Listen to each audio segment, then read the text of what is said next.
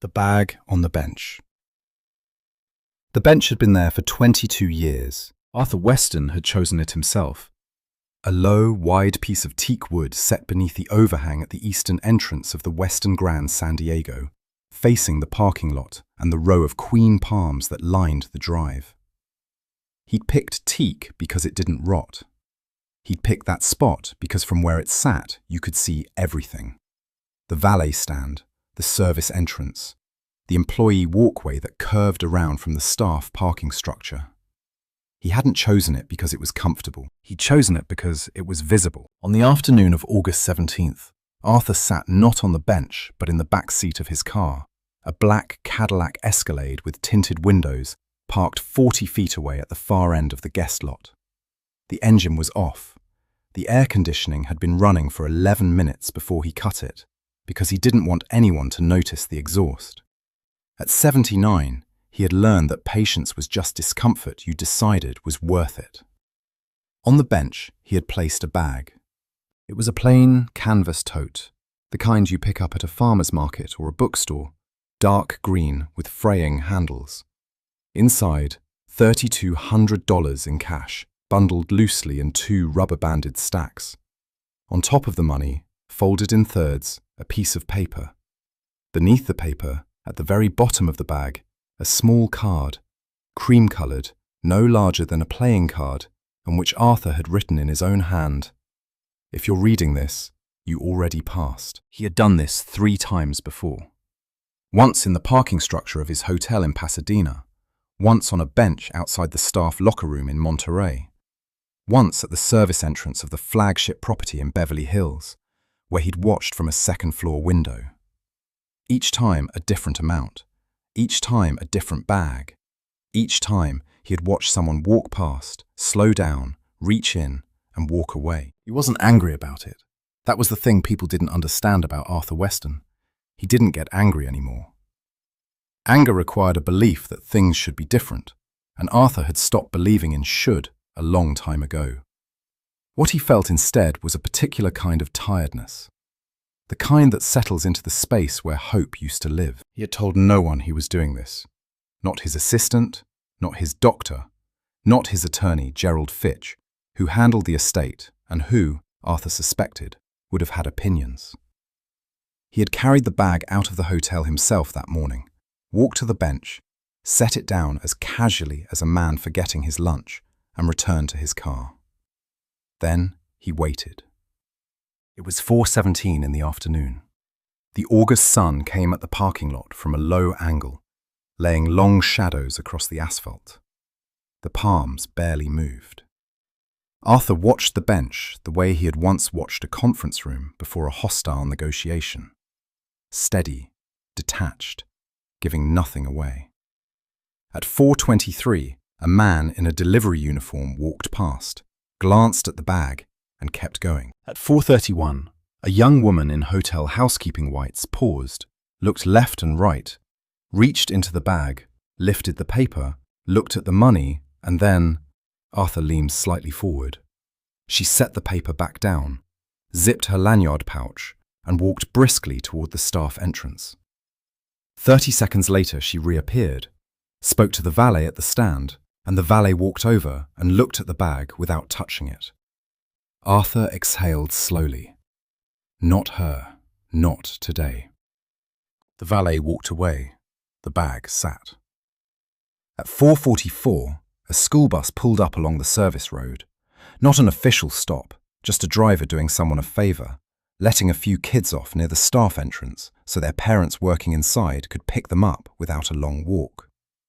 Arthur saw this happen sometimes. The hotel was informal about it.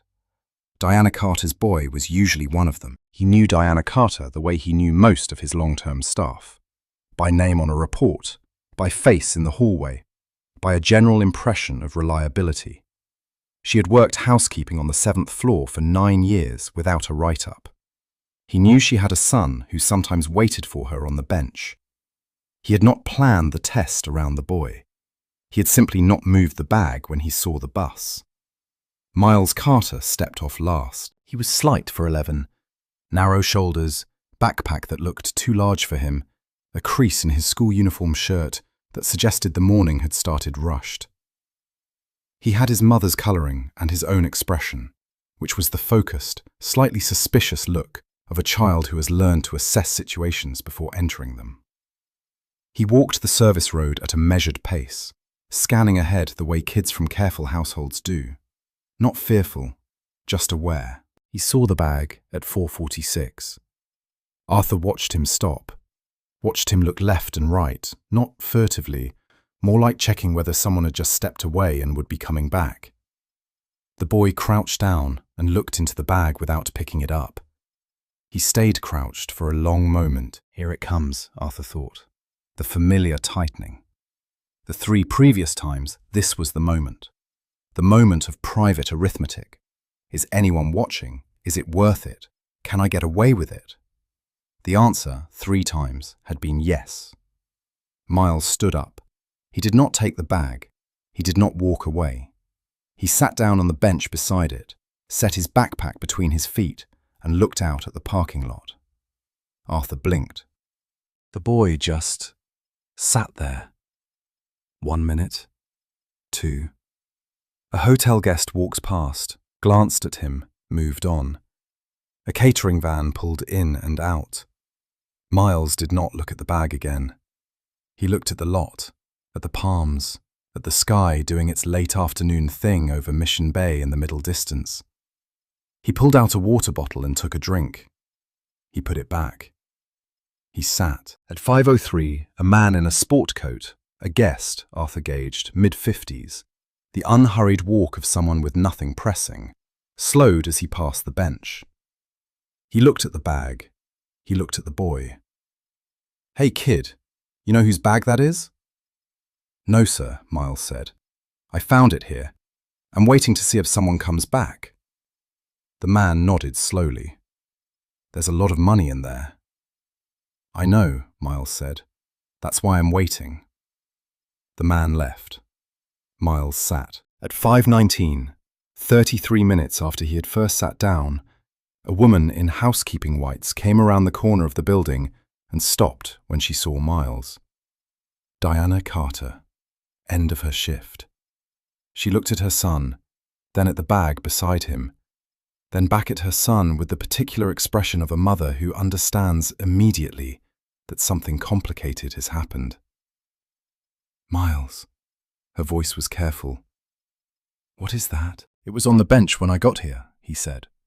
There's money inside, a lot. I didn't want to leave it. Diana crouched the way her son had crouched 30 minutes earlier. She looked into the bag. She straightened up and looked at Miles with an expression Arthur couldn't read from 40 feet away. Not quite fear, not quite pride, something in between. Did you touch the money? No, ma'am. She took out her phone, called the front desk. 2 minutes later, Marcus Webb, the head of hotel security, a man Arthur had hired himself 12 years ago, came around the building at a fast walk. He took down Miles's name, the time, what the boy had seen. Miles answered every question in the same even voice. When Marcus produced a clipboard and asked him to sign a brief incident report, Miles's hand, Arthur could see this even from 40 feet, trembled slightly as he held the pen. Not from guilt. Arthur knew guilt. He had watched it operate in conference rooms and across family dinner tables for most of his adult life. This was not that. This was a boy who understood the weight of what he was signing and felt it. Marcus thanked them both and carried the bag inside. Diana put her arm around Miles's shoulder. They stood for a moment in the late sun, mother and son, small against the hotel's facade, not saying anything. Arthur sat in his car for another 3 minutes after they went inside. Then he got out. He walked to the security office, where Marcus was already logging the bag and its contents. He asked to see the incident report. He read Miles Carter's signature, careful, deliberate letters, the signature of someone who wanted it to be legible, wanted it to be clear. He asked Marcus for Diana Carter's employee file. Marcus gave him a look. Sir, I'm not disciplining her, Arthur said. I want to know if she has an emergency contact form with her son's school listed. Marcus found it. Lincoln Park Middle School, 6th grade. Homeroom teacher, Ms. Portillo. Arthur wrote the school's name on the back of his hand because he had left his phone in the car and he was not going to forget this. He went back to the security office doorway and paused. Marcus, he said. That boy, how long was he sitting there before his mother came? Marcus checked the camera log.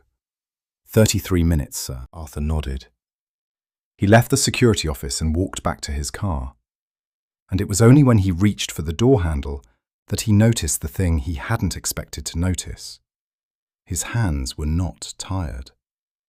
He had been sitting in that car for nearly 2 hours, and his hands, which ached in the mornings and stiffened in the cold, and had begun recently to feel like instruments belonging to someone else, felt in this moment like his own.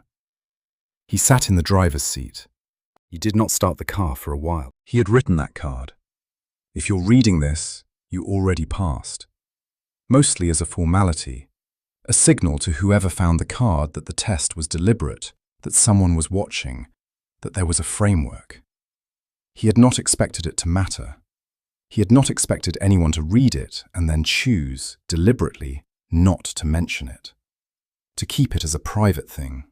To sit for 33 minutes holding someone else's money in the August heat and say nothing, tell no one, quietly guard something that wasn't theirs. The evening light fell across the dashboard. Arthur Weston, who had not cried since the winter of 2012, did not cry now. But he sat in his car for a long time, looking at the bench under the overhang, empty now, just teak wood and afternoon shadow, and felt something shift in his chest, like a piece of furniture being moved after years in the same position. He had left that bag in 4 different places. This was the first time someone had sent him back to find them. He drove home along the coast road, the way he'd driven it for 40 years, windows up, radio off, watching the water between the gaps in the buildings. The western ground was visible from the freeway for a stretch of about 300 yards if you were heading north, and Arthur always looked. It was a reflex older than he could account for, like checking a mirror or touching a pocket. The building was 22 stories of glass and concrete that he had financed at 37 years old, on a loan that had required him to sign over everything he owned, including a truck and a storage unit in Chula Vista that contained all his furniture. He had been afraid then in a way he was no longer capable of being afraid. The pure, clarifying terror of someone with nothing to lose except the last thing they have. It had made him fast and precise and willing to do things that comfortable men wouldn't do. Sleep in the office, eat at the construction site, walk every floor with the inspector rather than waiting for the report. He had opened the Western Grand San Diego in March of 1981, and within 18 months it was running at 91% occupancy, which was unheard of for an independent property in that market. His son, Ethan, had been born in 1984. Arthur remembered the day with the specific, uncluttered clarity he reserved for things that had moved him before he learnt to manage being moved. Margaret in the hospital bed, tired but smiling in that way she had, the smile that meant, I know something you don't yet. He had held Ethan in the crook of his arm, this tiny, furious person, and thought, I will never do anything wrong again. It was the kind of thought only new fathers have, and it lasts about 4 months, and then life resumes its ordinary complexity. Margaret died in 2009, pancreatic cancer, diagnosed in March, gone by November. 8 months during which Arthur had stopped sleeping in the way that most people sleep, and started instead doing something closer to maintenance. Lying down, closing his eyes, rising when the numbers on the clock permitted. He had sat with her every night in the last month, reading aloud from a collection of essays she liked, and if there was a period in his life when he had been completely without armour, that was it. And then, 10 years later, in a hospital bed himself, a minor stroke, the doctors said, correctable, nothing to alarm. He had watched his son walk into the room with Gerald Fitch and 2 documents, and the expression on Ethan's face had been the expression of a man executing a plan he had already rehearsed. Not cruel, not gleeful, simply practical, The way you are practical about something you've decided must be done. The documents transferred temporary operational authority of the Western Group to Ethan pending Arthur's recovery. Standard procedure, Ethan explained. Just a precaution. Gerald had stood beside Ethan with the specific stillness of a man who had been told his role in advance. Arthur had signed. He had been 60 miles from his reading glasses. His head felt like something packed in cotton, and he had trusted his son with the reflex of a man who had not yet learned not to. By the time he left the hospital, Ethan had restructured the executive committee, moved 3 senior staff to different properties, and renegotiated a supplier contract Arthur had spent 2 years developing. Not illegally, not recklessly, just efficiently, in the way of someone who had been waiting. Arthur had taken back the authority within the month, but he had not, could not, untake the knowledge of what he had seen in his son's face. Not malice. Something quieter and, in its way, worse. The ordinary calculation of someone who loves you and has decided that loving you does not prevent them from acting in their own interest when the opportunity presents. He had stopped trusting Ethan the way you stop trusting a chair after it's broken under you. Not dramatically, not with anger, just with a careful avoidance that becomes permanent. It was this, in the end, that had given rise to the tests. Not a desire to find a replacement, not sentimentality, just the stubborn, aging need to know whether his reading of human nature, the reading that said people take what they can when they think no one is watching, was complete. Whether there were exceptions, whether, after everything, exceptions were possible. 3 times, no. He pulled into his driveway and sat in the car after he cut the engine. The house was large and mostly dark. He kept only the kitchen and study lit as a rule, having long since given up on the idea of maintaining rooms for guests who rarely came. Through the windshield, the light above the front door cast a pale rectangle on the porch step. He thought about the boy sitting on that bench. 33 minutes. In the heat, with $3,200 in a bag beside him. And when a stranger had asked him about it, "There's a lot of money in there," the boy had said, "I know, that's why I'm waiting." Arthur reached into the glove box for the pen he kept there, found the business card of a dentist appointment he'd missed, and wrote on the back, "Lincoln Park Middle School, 6th grade, Ms. Portillo." He had Gerald's number. He had Gerald's home number. What he did not yet have was a plan. But in 46 years of business, Arthur Weston had never needed a complete plan before he took the first step. He had only ever needed to know that the first step was the right one. He went inside and made himself a cup of coffee he didn't need, and sat at the kitchen table and thought about a boy who had trembled signing his own name. Not because he was afraid of punishment, but because he understood that what he was doing mattered. That was the thing. That was the whole thing. He fell asleep in the chair at 9:15, which was unusual, and did not dream, which was not. The man behind the glass. He didn't go back to the hotel that week. This was deliberate. Arthur Weston had spent enough years watching people watch him to know that the worst thing you could do after a significant event was appear too quickly afterward. It broadcast eagerness, and eagerness broadcast need, and need was the one thing Arthur had never permitted anyone to see in him. Not in negotiations, not in courtrooms, not in the hospital room where his son had slid 2 documents across the bed rail, with the careful neutrality of a man who had thought this through. He went to Gerald Fitch's office on a Tuesday morning without an appointment, which Gerald hated. Gerald's assistant, a meticulous young man named Paul, who handled Gerald's calendar the way a musician handles a delicate instrument, looked up from his desk with the expression of someone bracing for turbulence. "He's with a client, Mr. Weston. Tell him I'll wait." He waited 40 minutes, which he spent reading a sailing magazine from 2021, without absorbing a single word. When Gerald appeared in the doorway, he had the particular expression he wore when he was not surprised but wished he were. "Arthur, I want to add a codicil." Gerald held the door. "Of course you do. Come in." The office smelled like old paper and good coffee, which was a combination Arthur associated with the few spaces in the world where serious things were handled seriously.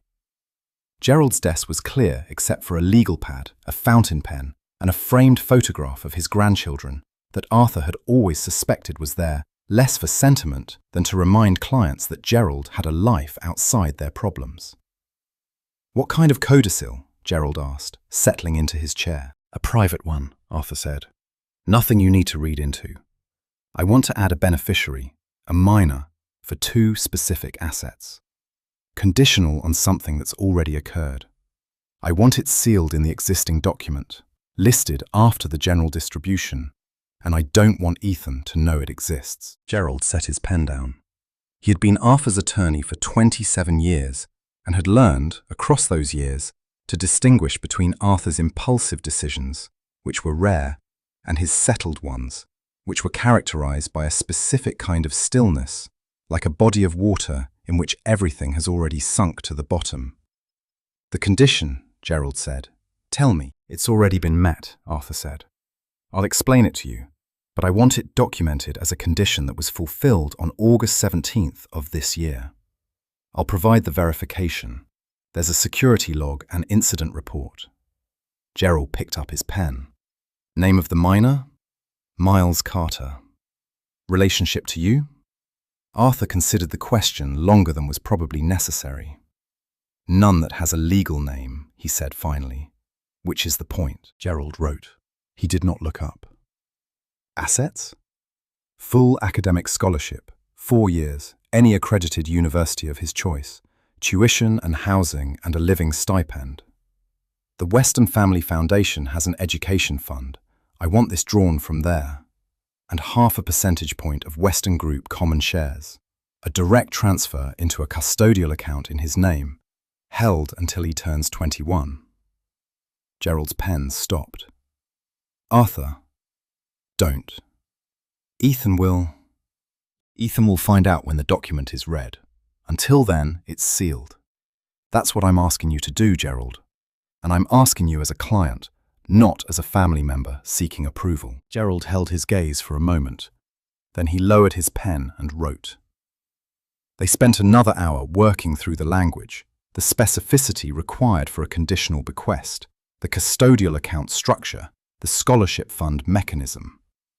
Arthur answered every question with the kind of precision he brought to construction contracts in the early years, when every word in a document was money and money was survival.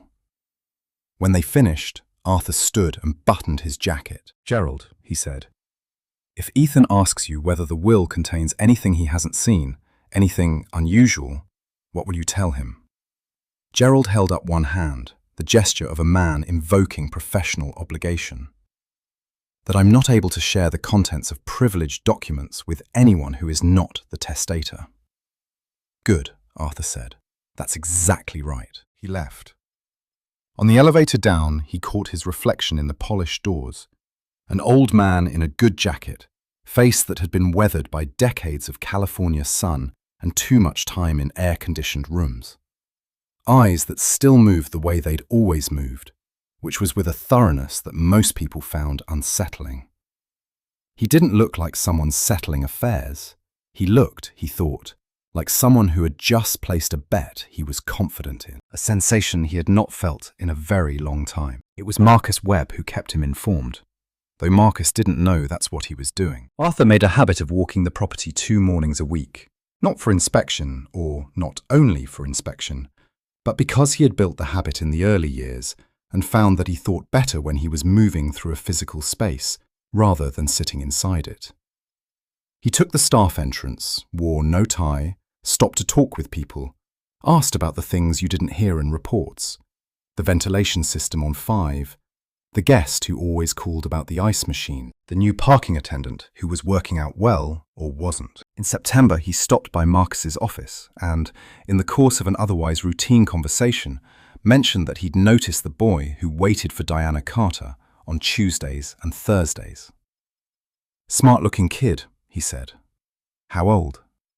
11, I think, Marcus said. "She brings him in sometimes when school's out. He never causes trouble, just sits."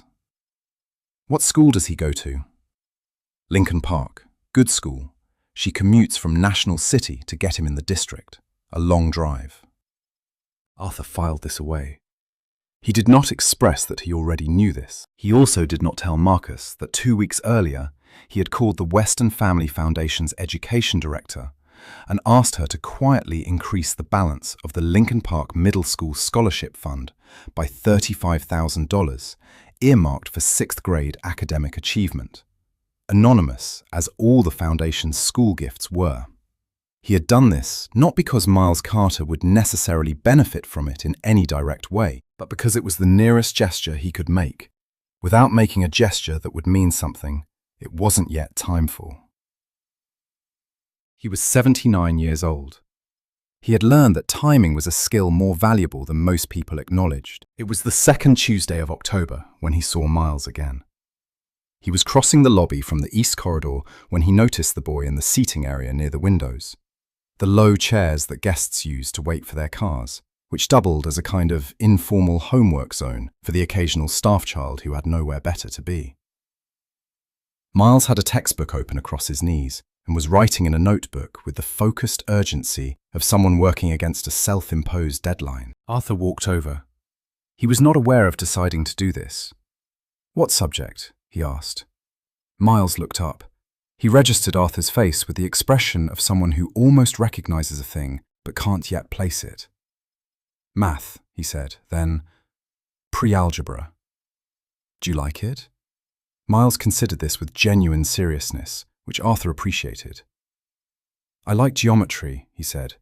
"Not so much the equation stuff yet." Arthur lowered himself into the chair across from him. His knees made their usual commentary on the action. "Why geometry?" "Because it makes sense when you draw it," Miles said. "Like, shapes have reasons. Why they're the shape they are. Equations just kind of are." "That's a very precise distinction," Arthur said. Miles studied him for a moment. "You're Mr. Weston," he said. "You own this place." "I do." "You were in the car," Miles said. Arthur went still. "Excuse me?" "August 17th, Miles said, in the same even, measured voice he'd used with the security officer. "The black Escalade, tinted windows, far end of the lot. I saw you get out after Marcus came for the bag." A pause settled between them. The lobby moved around them. Luggage on wheels, a concierge laughing at something, the distant beep of an elevator. "You didn't say anything," Arthur said. "To Marcus, to your mother." "No," Miles said. "Why not?" Miles looked at his textbook for a moment, then back up. "Because you already knew what happened. What would I be reporting?"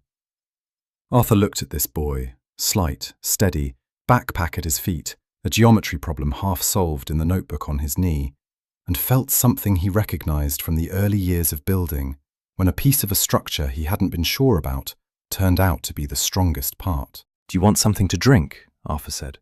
"There's a cafe around the corner." "My mum's still got an hour," Miles said. "I know," Arthur said. "That's not what I asked."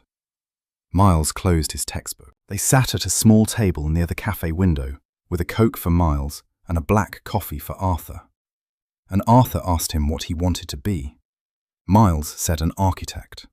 He said it without qualification, without the trailing "I think" or "maybe" that most children appended to their ambitions in front of adults. He said it the way you say something you've already decided is true. "Why architecture?" Arthur asked. "Buildings stay," Miles said. "You build something and it's there. It doesn't go anywhere."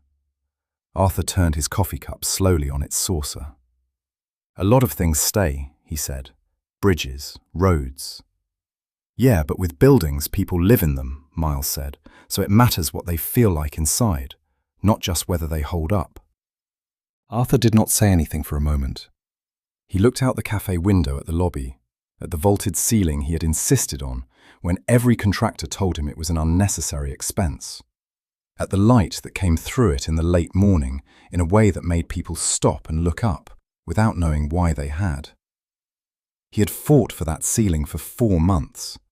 He had never explained to anyone why. "Do you draw?" he asked. "Mostly buildings," Miles said, "when I'm supposed to be taking notes." Arthur almost smiled. I have some architectural drawings upstairs. Old ones, from when this building was first designed. If you want to see them sometime. Miles looked at him with a new kind of attention. The attention of a child in whom something has been offered that they recognize as genuine. Not a gift to be polite about, an actual thing. Yeah, he said, I'd like that. Diana appeared at the cafe entrance at that moment, still in her work whites, bag over her shoulder. She looked at her son sitting across from Arthur Weston, with the carefully composed expression of someone who has walked into a situation they do not yet have enough information to evaluate. Arthur stood. He extended his hand. Miss Carter, he said, your son tells me he wants to build things that matter, how they feel from the inside. Diana shook his hand. She glanced at Miles. He's been saying that since he was 6, she said. He's right, Arthur said. Please, excuse me. He left them there and walked back across the lobby, and he did not look back, because looking back was the kind of thing that changed the meaning of a departure. Before we go any further, if you're watching this from somewhere in the world where you've also once had to choose between what's easy and what's right, leave a comment and let me know. Because Miles Carter was 11 years old when he made his choice, and I think about that more than I can explain. If this story is speaking to you, consider subscribing, because this is the kind of story we tell here, and there are more of them. Now, back to Arthur. Ethan Weston appeared at the hotel on a Friday in late October. Not at the executive offices, which he used occasionally when he was in San Diego on business, but at Arthur's private suite on the 14th floor, which he had not visited in over a year. Arthur let him in. He made coffee. He waited. You've been spending time here, Ethan said. He was 51, lean, with Arthur's bone structure and Margaret's colouring, and neither of their patience. He stood near the window the way men stand near windows when they want to appear relaxed and aren't. I own the building, Arthur said. I know you do, Gerald told me you came in, without an appointment. Gerald told you I came in. He mentioned it, he didn't say why. Arthur set a cup of coffee in front of Ethan and sat across from him. That sounds about right for Gerald, he said. Ethan looked at him. He had the specific look he got when he suspected he was being managed, a tightening around the eyes, a slight lift of the chin. Are you changing the will? We've updated estate documents regularly for 30 years, Arthur said. That's not new. Dad? Ethan, a pause. The coffee steamed. Outside the window, Mission Bay caught the afternoon sun in the flat, brilliant way it did in October.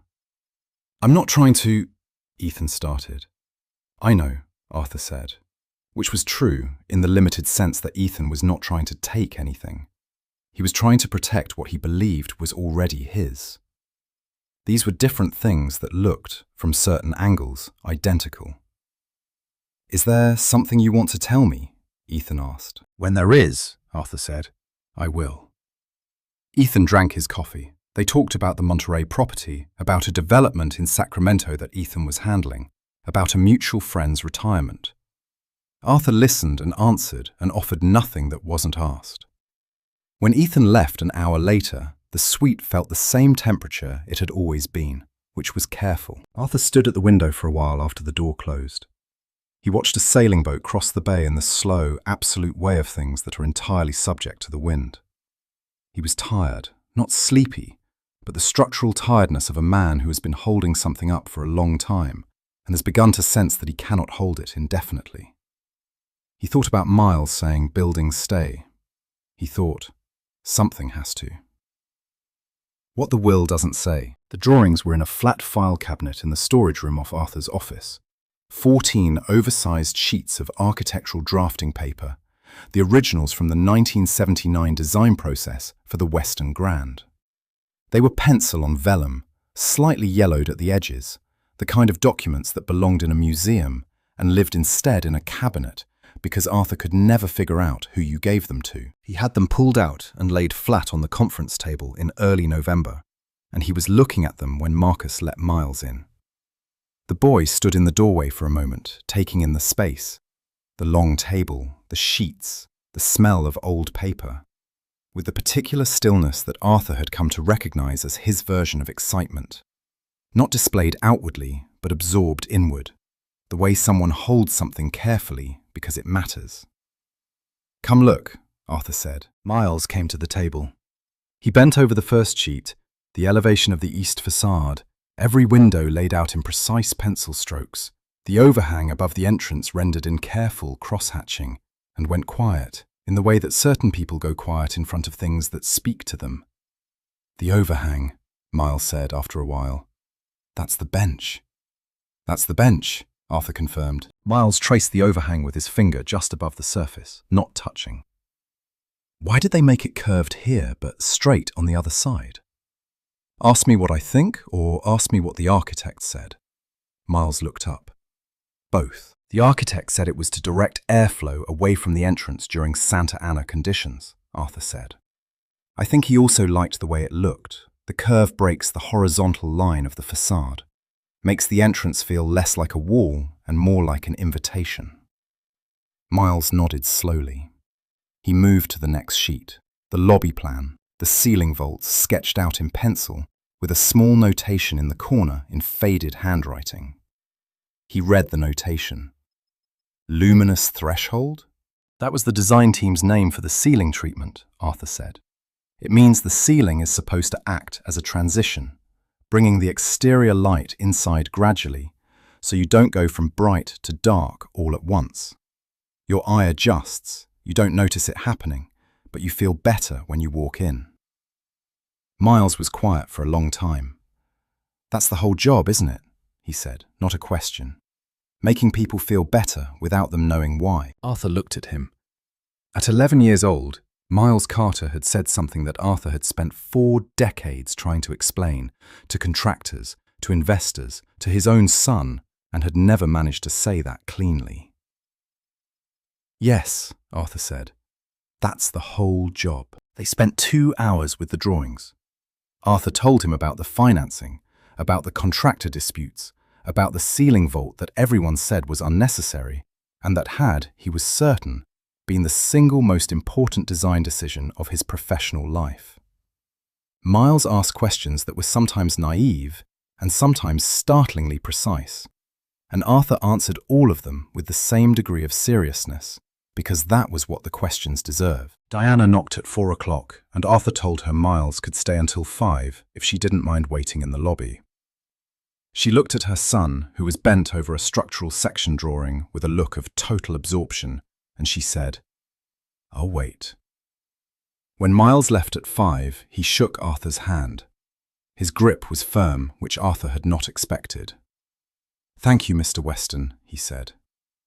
"Thank you for sitting on that bench," Arthur said. Miles paused. "Is that what this is about?" Arthur considered him. "Most things," he said, "are about more than one thing." Miles thought about this, nodded once, left. Arthur stood at the window watching them cross the parking lot, Diana with her bag, Miles with his backpack, the two of them walking with the synchronized ease of people who are very comfortable with each other. When they reached Diana's car, Miles said something and Diana stopped and looked back at the building for a moment. Then she got in the car. Arthur turned from the window. On the desk behind him, in a folder he had prepared that afternoon, was the draft codicil Gerald had sent over for review. He read it again now. The scholarship provision, the share transfer, the condition notation referencing August 17th, and the security log from the Western Grand San Diego. The language was correct and precise and, in the way of legal language, somewhat stripped of the thing it was actually trying to describe, which was the sight of a boy sitting for 33 minutes in August heat because walking away from something that wasn't his was simply not something he would do. Arthur signed the draft approval form and put it back in the folder for Gerald. Then he sat down and wrote a note by hand on a piece of hotel stationery. Miles.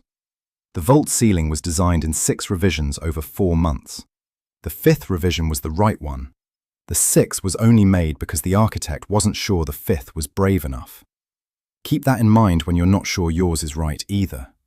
A.W. He put it in an envelope and asked his assistant to hold it until he gave further instruction. Then he went home. December brought the first cold weather of the year, which in San Diego meant days in the upper 50s and a wind off the ocean that the locals treated as a genuine emergency. Arthur came to the hotel less frequently.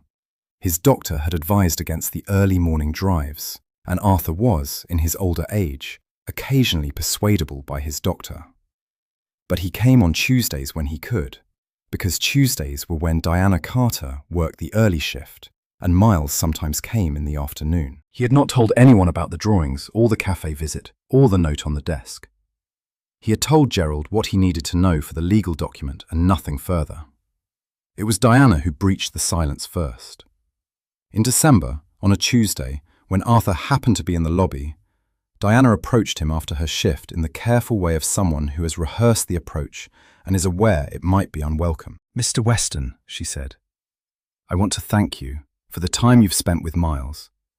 He asks excellent questions," Arthur said. "He told me—" She stopped, adjusted. "He mentioned something about a card in the bag." Arthur looked at her steadily. "What did he tell you?" "That there was a small card at the bottom. He didn't say what it said." She paused. "I think he read it, though. He's been, I don't know, more thoughtful, maybe, than usual, which is saying something." Arthur was quiet for a moment. "He hasn't mentioned what it said?" "No, and I haven't asked." He looked at this woman, 43 years old, 9 years on the 7th floor, a daily commute from National City so her son could go to a better school. A boy she was raising with a precision and intentionality that most people with twice her resources couldn't match. "Ms. Carter," he said, "you should know that nothing your son did on August 17th creates any obligation on your part toward me, or on his part. I want to be clear about that." Diana met his eyes. She had steady eyes, the kind that didn't perform their steadiness. "I understand that," she said. "I just wanted you to know he talks about the drawings, about the ceiling." A small pause. "He says you told him the whole job is making people feel better without them knowing why." "He has a clearer memory than I do," Arthur said. Diana smiled at this, a real smile, not a grateful employee smile. "He has a better memory than anyone I've ever met," she said. "Always has." She thanked him again and left, and Arthur stood in the lobby for a while after she went, watching the evening light fall through the vault ceiling in the particular way it did at this hour, diffused and warm, the luminous threshold doing its slow, invisible work. Ethan appeared again in January. He had hired someone. Arthur knew this the way he knew most things, not from intelligence reports, but from attention. A face that appeared at the hotel entrance twice in 1 week, incongruously stationed in a lobby chair, but not the kind of person who sat in lobby chairs, and a small shift in Diana Carter's demeanour when Arthur passed her in the corridor. A slight tensing, the kind of thing that happens to someone who has recently been approached and asked questions they didn't expect. He waited. He did not confront Ethan with the information. He gathered it, as he had gathered everything in his life, with patience and without expression, and he waited for the moment when deploying it would mean something. The moment came on the last Sunday of January, when Ethan called and asked to come for dinner. They ate at the house. Arthur had made a simple pasta, because simple things done well were the domestic principle he had settled on in widowhood. Ethan complimented the food, asked about Arthur's health, asked about the Sacramento property. Arthur answered each question. Then, when the plates were cleared and the wine was down to the last inch in Ethan's glass, he said, "I know you've been having Diana Carter followed." The silence was of a quality Arthur recognized. Not the silence of someone caught off guard, but the silence of someone recalculating. "Dad, I'm not angry," Arthur said. "I want to be precise about that. I'm not angry. I'm asking you to stop." "She's a hotel employee who has been spending an unusual amount of time with you," Ethan said. "I have a responsibility to—" "To whom?" Arthur said. Ethan looked at him. "To you. To the estate." "To the estate," Arthur said. He let the phrase sit in the air between them for a moment. "Ethan," Diana Carter has worked the 7th floor of this hotel for 9 years. Her performance evaluations are exemplary. She has never asked me for anything. In the months since August, I have spoken to her perhaps 5 times, and each conversation was brief and initiated by me. He paused. What I do with my time, and with whom I spend it, is mine to determine. I am asking you, as your father, to stop having people follow my employees. Ethan's jaw moved. It wasn't. It was a due diligence firm. Stop them, Arthur said. A long pause. Fine, Ethan said. Fine, I'll stop it. He turned his wineglass slowly on the table. But you need to understand, Dad.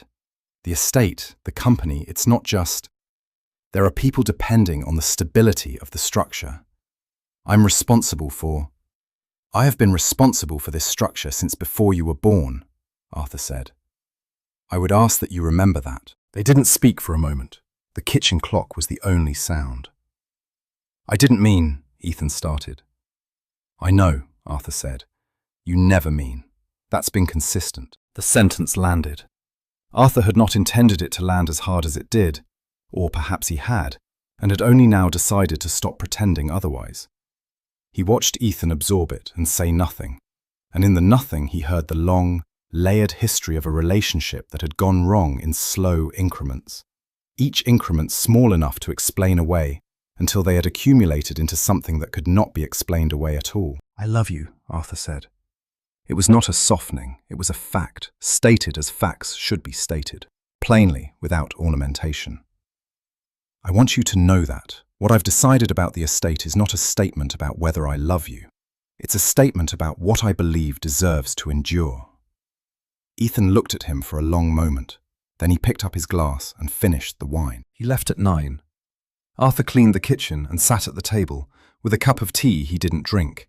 And he thought about endurance, about what it meant to build something that lasts, and whether the thing that lasts is ever the thing you intended to last, or whether it's always, at the end, something else. Something smaller and more exact. A choice that someone made when no one was watching. A boy sitting in the heat. 33 minutes. He thought. That card is still in his possession. He thought. He never told anyone what it said. He thought. That is the foundation. Everything else is just the building on top. The reading Arthur Weston died on the morning of May 9th. He had gone to bed the previous evening in the ordinary way, read for an hour, set his alarm for 6:30, slept in the heavy, absolute manner of someone whose conscience is organized. The paramedics who came at 7:14 found him still in bed, positioned as though he had simply decided to stop in the middle of something. His face, his neighbour Mrs. Hadley later told the hospital, had looked composed. Deliberately so, she said, though she acknowledged that was probably her projecting. He had not, to anyone's knowledge, said goodbye to anyone. Diana got the news from Marcus Webb, who called her cell phone at 8 o'clock while she was driving Miles to school. She pulled over. She listened.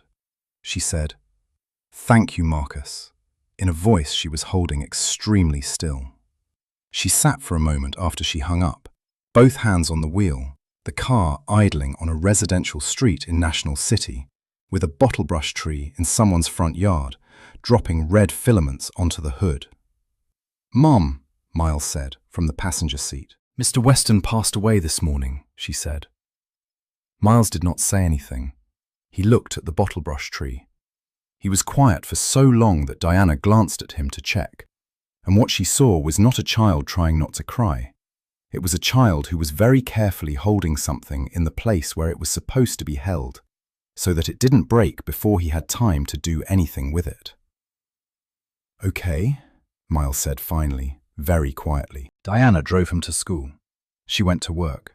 She cleaned rooms on the 7th floor of the Western Grand San Diego, and the rooms had the specific absence of someone who has not died in the building, but who is no longer in the building.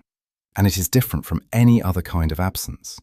And Diana knew this, and allowed herself to know it, without letting it stop her from working. The reading of the will was scheduled for May 31st at Gerald Fitch's office in downtown San Diego. Ethan arrived first with his own attorney, a sharp-featured woman named Rebecca Chow, who had the focused energy of someone who had already read the room and determined its angles. They sat on one side of the conference table. Gerald and his associate sat at the head. Diana received her invitation by certified mail, a letter from Gerald Fitch, attorney at law, requesting her presence at the reading of the estate of Arthur William Weston on May 31st at 2 p.m. It listed her name. It listed Miles's name. It said that attendance by a legal guardian was required for the minor. She read the letter 3 times. She told no one. Miles read it once, put it face down on the kitchen table, and did not bring it up again for 4 days.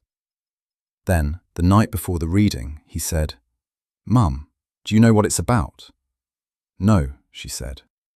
"Okay," he said, and that was the full extent of the conversation. They arrived at Gerald's office at 1:45. Gerald met them in the reception area himself, which Diana suspected was unusual, and shook Miles's hand with the kind of seriousness usually reserved for adults. The conference room had 8 chairs, of which 5 were occupied, Ethan and Rebecca Chow on one side, Diana and Miles on the other, and Gerald's associate completing the arrangement at the far end with a recording device and a document folder. Ethan looked at Diana when she sat down. He looked at Miles. He said nothing. His face was composed in the specific way of a man who has anticipated an outcome and prepared himself to receive it without reaction. Rebecca Chow was less composed. Her eyes moved to Miles and stayed there a half-second longer than was neutral. Gerald began at 2 o'clock exactly. The document was 41 pages.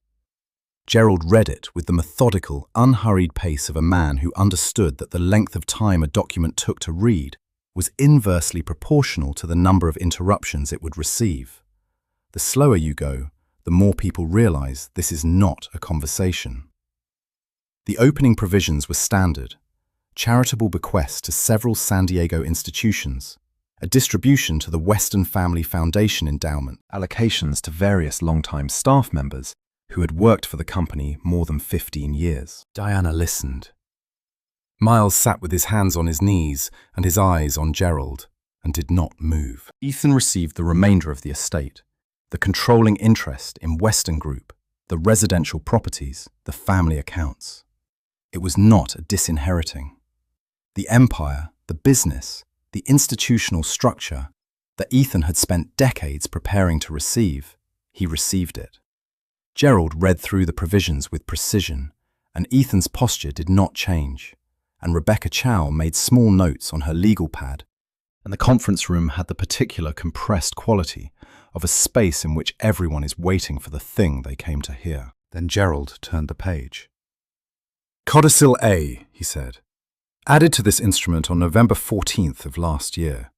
He read it, Arthur Weston's voice. Because that is what a will is, finally.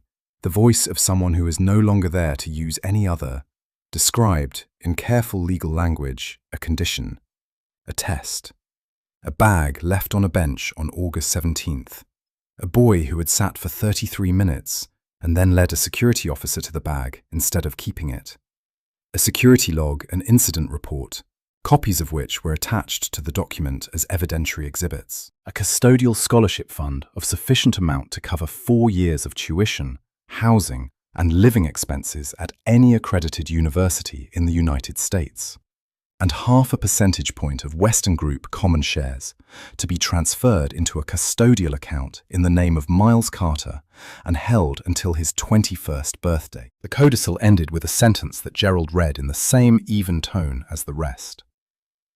"This bequest is not made in lieu of love toward any other party, but in recognition of a quality of character that I have spent the last years of my life believing no longer existed, and that, on the afternoon of August 17th, I was shown to be wrong about.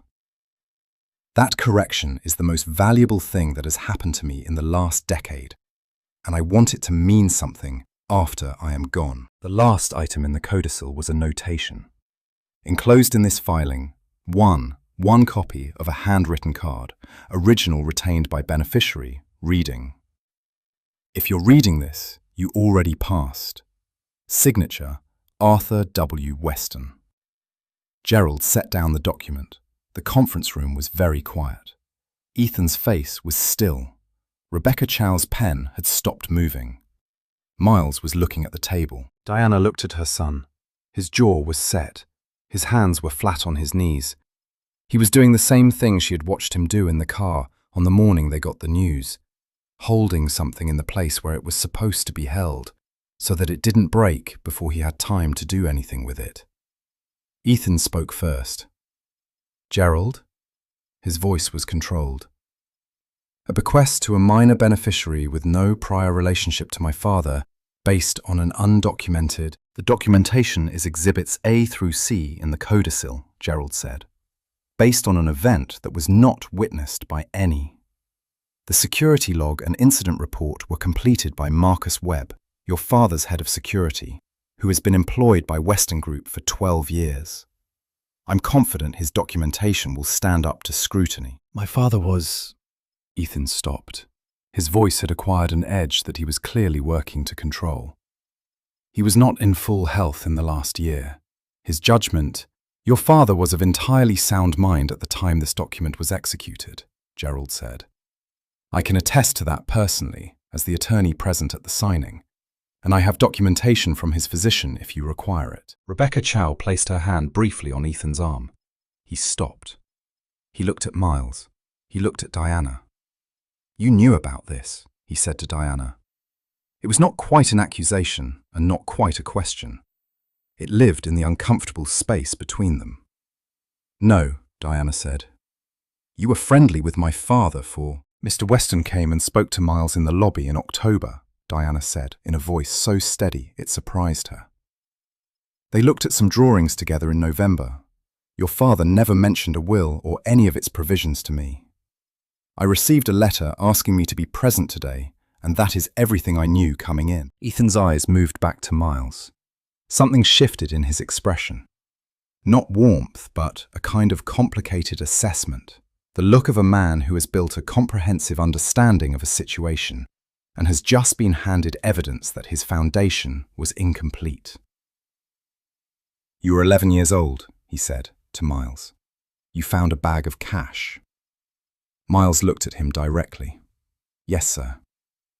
"And you didn't take it?" "No, sir." "Why not?" The question was flat, precise, and could have been asked in several different ways. Skeptical, cruel, dismissive. Ethan asked it in none of these ways. He asked it as though he genuinely wanted to know. Perhaps, in that moment, he did. Miles was quiet for a beat. "It wasn't mine," he said, "and I could see that someone had left it on purpose." He paused. "I didn't know what the purpose was, but I knew the money wasn't the point." The conference room held this sentence. Ethan looked at his attorney. She gave a small, almost imperceptible shake of her head. "Not here. Not now." He pressed his lips together. He looked at Gerald. "We'll be in touch," he said. He stood. Rebecca Chow gathered her notes. They left. Gerald waited until the door closed. He looked at Diana and Miles for a moment, then opened his folder and removed a sealed envelope, which he slid across the table. "This was with the filing," he said. "Your father asked me to give it directly to Miles at the reading." Miles looked at the envelope. His name was on it in handwriting he recognized. The same deliberate, slightly formal script as the card in the bag. He did not open it. He picked it up and put it in the front pocket of his backpack. "Thank you," he said. Gerald nodded. He looked at Diana. "He spoke about your son with a very specific kind of respect," Gerald said. "In all the years I've known Arthur Weston, I can count on one hand the number of times I heard him speak about anyone with that quality." He paused. "I thought you should know." Diana nodded. She could not speak. Miles stood, put on his backpack, and waited for his mother by the door. Outside Gerald's windows, downtown San Diego was doing the ordinary things that cities do on ordinary afternoons. Traffic, light. People who didn't know that in this room, just now, something had happened that would change the shape of at least 2 lives, and possibly 3. In the hallway, outside the conference room door, Ethan and Rebecca Chow were speaking in low voices. They went quiet when Diana and Miles appeared. Ethan looked at Miles one more time, a long, unreadable look, and then turned and walked toward the elevator without speaking. Rebecca Chow paused. She looked at Diana, then at Miles. Then she said, quietly, "You should expect contact from our office." "We'll be ready," Diana said. She walked her son to the elevator. They waited for the elevator in silence. When the doors opened, they stepped in, and the doors closed, and they were alone in the mirrored interior of a building they had come to as strangers to a proceeding that now, improbably, had changed the direction of everything. Miles looked at his reflection. Diana looked at hers. "Mum?" Miles said. "Yeah. I'm sorry." She looked at him. "For what?" "I don't know exactly," he said. "For all of it, I guess. For it being complicated." Diana put her arm around his shoulders. He was not small for 11. He had grown 3 inches since September, but he still fit under her arm in the way that children do when they have not yet fully committed to being separate from you, and she was grateful for this. "It's not complicated because of anything you did," she said. "I sat on a bench," he said. "Yes," she said, "you did." The elevator reached the lobby. They crossed the atrium and walked out into the afternoon, and San Diego was bright and indifferent around them, and Diana found that she could not fully process what had just happened, and could also not find a reason to try to process it right now. What she felt most clearly was a tiredness that was not unpleasant, the tiredness of a long day that has included several things you will spend years thinking about. "Can I read the letter?" she asked when they reached the car. Miles unzipped the front pocket of his backpack and handed her the envelope. She opened it. Inside was a single sheet of hotel stationery, Western Grand letterhead, and the handwriting she recognized from the certified mail. Miles. The vault ceiling was designed in 6 revisions over 4 months. The 5th revision was the right one. The 6th was only made because the architect wasn't sure the 5th was brave enough. Keep that in mind when you're not sure yours is right either. "You sat on that bench for 33 minutes. I watched you. I had watched 3 other people before you, and they had all made a different choice. And I had come to believe, incorrectly, that they were the rule and you would be the exception that proved it. You were not the exception. You were the correction. I am leaving you the means to build things. Not because you need the money, but because the things you build should exist. The world is better when the people who build it are the ones who understand what buildings are for. Keep the card. It's proof of who you are, in case anyone ever asks. Or in case you ever need to remind yourself. A.W. Diana folded the letter. She held it in her hands for a moment. Then she gave it back to Miles, who put it in his backpack with the same care you give something that belongs in a specific place and nowhere else. She started the car. "He watched you," she said, "the whole time." "I know," Miles said. "I figured he was watching." He looked out the window at the street going past. "That's kind of why I stayed." Diana looked at him. "That's why?" "Someone had set it up," Miles said. "Whatever the point was, it only worked if you didn't know someone was watching. But I did know. Or I thought I did." He paused. "So it seemed like the right answer was to act the same way I would have if I didn't know." She drove for a while without speaking. "When did you decide that?" she said. "Kind of when I sat down," Miles said. "I was going to leave. I'd taken 2 steps away from the bench." He said this plainly, without defensiveness. The same voice he used to describe geometry or architectural drawings, or any other thing that was simply true and therefore worth stating accurately. I thought, this isn't mine. And then I thought, someone put it here. And then I sat down. Diana nodded slowly. The city moved past them. They stopped at a light. A woman crossed with a stroller. A man on a bicycle rang a bell at a dog. The light turned green. "Miles," Diana said. "Yeah. None of what was in that room today changes what you did. You understand that?" What you did on August 17th, that was its own thing. The will, the scholarship, all of it. That's what someone else thought your thing was worth. But the thing you did before any of that existed. Miles was quiet for a moment. I know, he said. I just want to make sure you know. I know, Mum. She believed him, and she also knew, the way mothers know things below the level of argument or evidence, that he would need to be reminded of this, because the next weeks were not going to be simple, and the reminder would be necessary, and she was glad she had said it now, before the difficulty began. That night, in his bedroom, Miles took out the small cream-coloured card and placed it on his desk next to the letter. He looked at both of them for a while.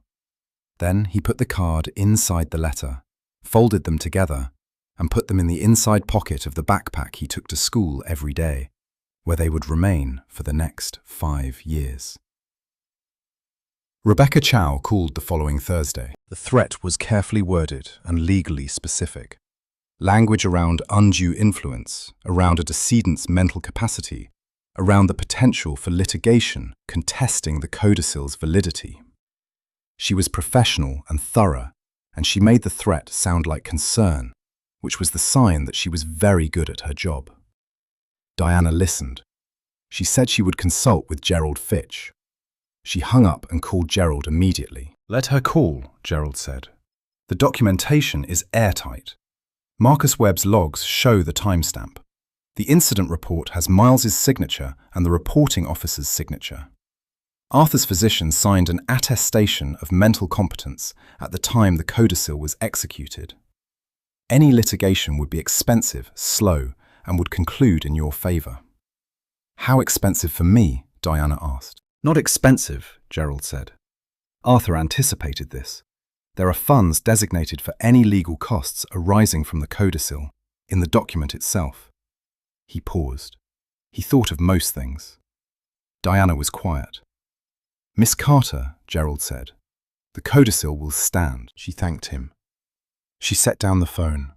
She was sitting at the kitchen table where Miles had put the certified letter face down 4 weeks ago, and the table was otherwise covered in school permission slips and a grocery list and a mug of cold coffee. And the ordinariness of all of it was, in this moment, something close to comfort. Ethan had said, "You were 11 years old. You found a bag of cash." And Miles had said, "It wasn't mine." And then, "I knew the money wasn't the point," at 11 years old.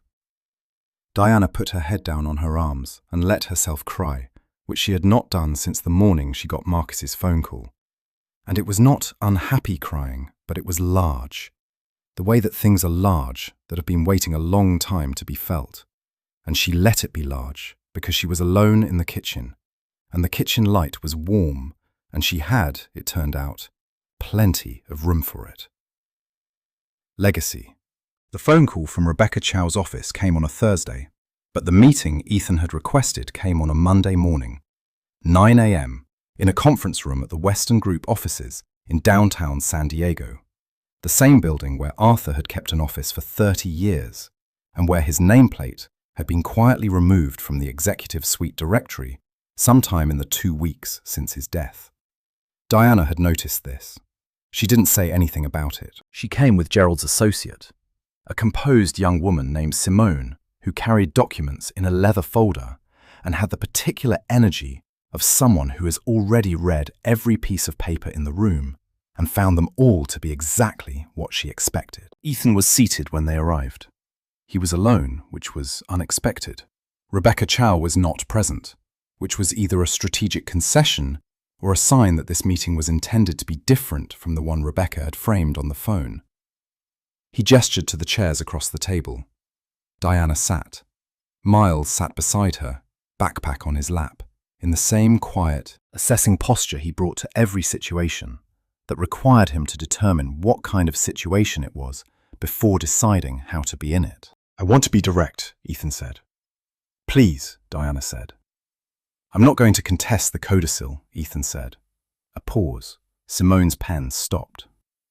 "The documentation is sound," Ethan continued. "Gerald's read of the mental competency question is correct, and I've been advised that litigation would take 3 to 5 years and wouldn't change the outcome. He said this flatly, as a man states facts he has accepted but not yet entirely made peace with.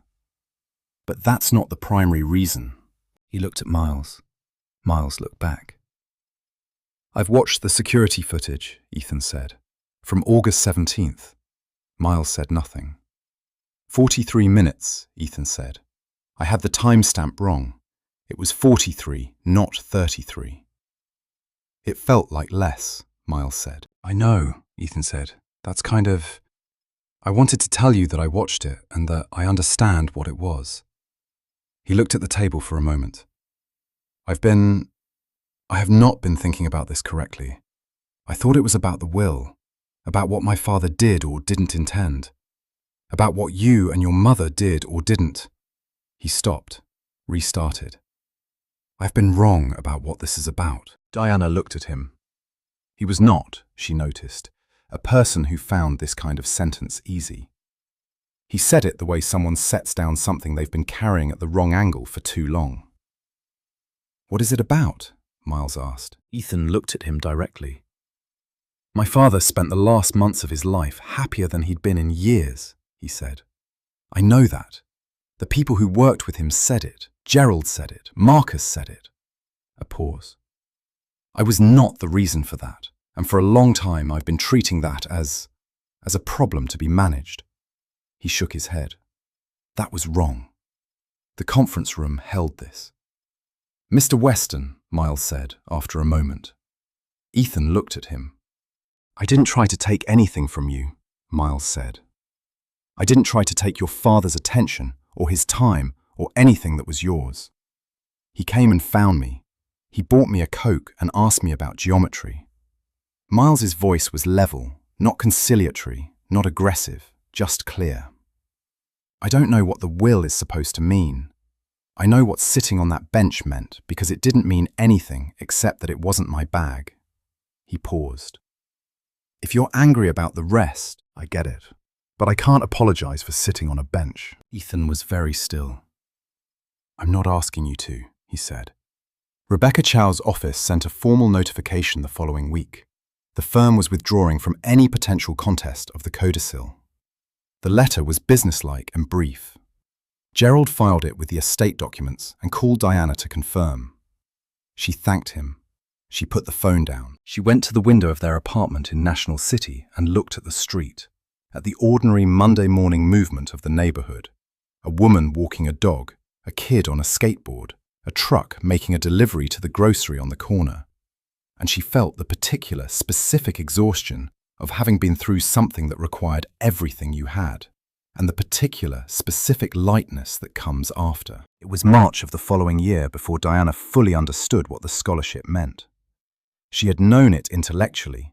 Gerald had walked her through it in the careful way he walked through everything: the custodial account, the fund structure, the process of applying when the time came.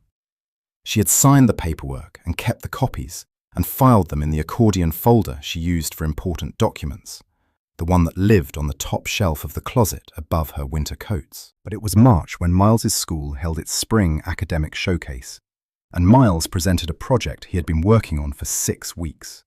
A scale model of a community library he had designed, built with cardboard and balsa wood, and a level of structural specificity that his teacher, Miss Portillo, said she had never seen in a middle school project. The model had a curved roofline. It had a vaulted interior space. It had, in the lobby of the model, a small tiled entryway that caught the simulated light from the project board's built-in lamp and diffused it across the interior in a way that made the space feel larger than it was. A parent at the showcase, examining the model, asked Miles, "Why the vault?" And Miles said, "It acts as a luminous threshold. It brings the exterior light inside gradually, so your eye adjusts without knowing it's adjusting. You feel better when you walk in." Miss Portillo looked at Diana across the room. Diana pressed her lips together. She did not cry, but it was a near thing. The years that followed had the shape of most years. Not dramatic, not smooth, but moving. Diana changed to a day shift position that let her be home in the evenings. Miles moved through middle school and into Lincoln Park High School with the same focused, deliberate energy he'd brought to everything since he was old enough to bring energy to things.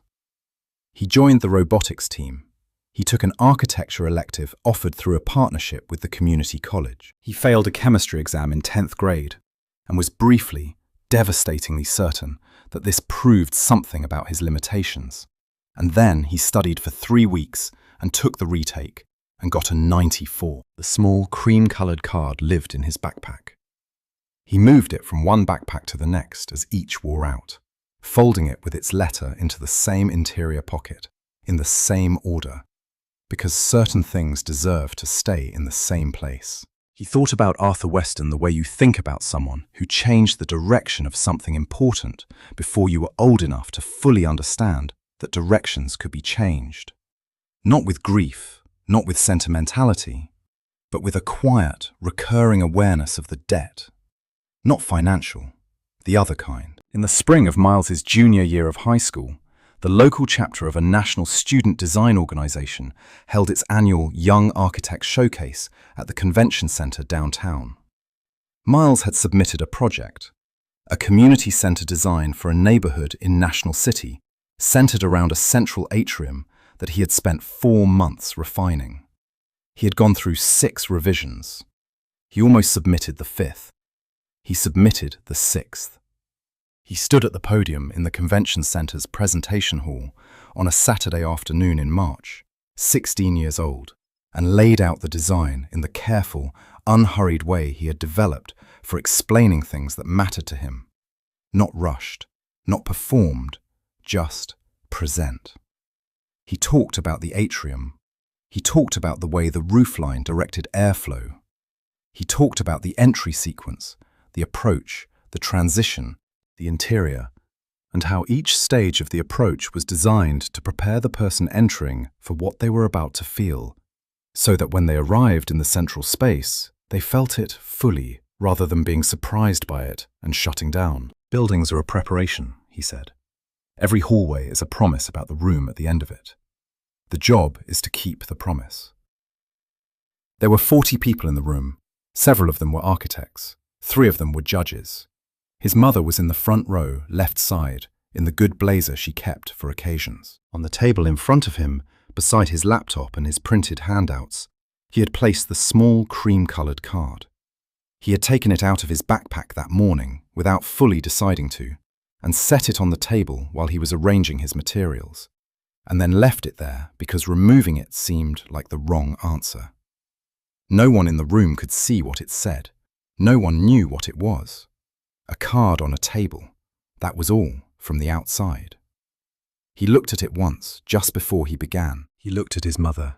He began. In the audience, Diana Carter watched her son stand at a podium and speak about buildings the way other people speak about things they have loved for a long time and intend to keep loving. Without performance, without ornament, with the particular confidence that comes not from certainty about outcomes, but from certainty about the work itself. She thought about a bench. August. 33 minutes or 43, depending on who was counting, and in the end the number didn't matter, because what the number pointed to was a quality that had existed before the bench and would exist after. That had nothing to do with tests or wills or inheritance, and everything to do with who a person is when no one is watching. She thought about an old man in a black Cadillac in a parking lot in the afternoon. She thought, he was right about the ceiling. You bring the light inside gradually, so the eye adjusts without knowing it's adjusting. You feel better. You don't know why, but the why is there. The why is always there, in the design, in the 5th revision or the 6th, in the choice someone made when they weren't sure their best answer was brave enough and made it anyway. That's the job. That's always been the job. I've thought about this story for a long time before telling it, about what Arthur Weston was really looking for on that bench with that bag. Whether it was proof of something, whether it was a test in the clinical sense, whether it was something more like a last search for the thing that makes it worth having built anything at all. I think, in the end, it was simpler than any of those. I think he was just a man who had been told by enough evidence over enough years, that people are the same in the dark as they are in the light. And he needed to know if that was true. And one afternoon in August, a boy sat down on a bench and waited, and that was the answer. Not a moral, not a lesson, just the answer. The card is still in the backpack. If this story moved you, if you've ever sat on your own version of that bench and made the harder choice, we'd love to hear from you in the comments. Where are you watching from? And if stories like this one are what you come here for, subscribing means we get to keep telling them. Thank you for being here. We'll see you in the next one.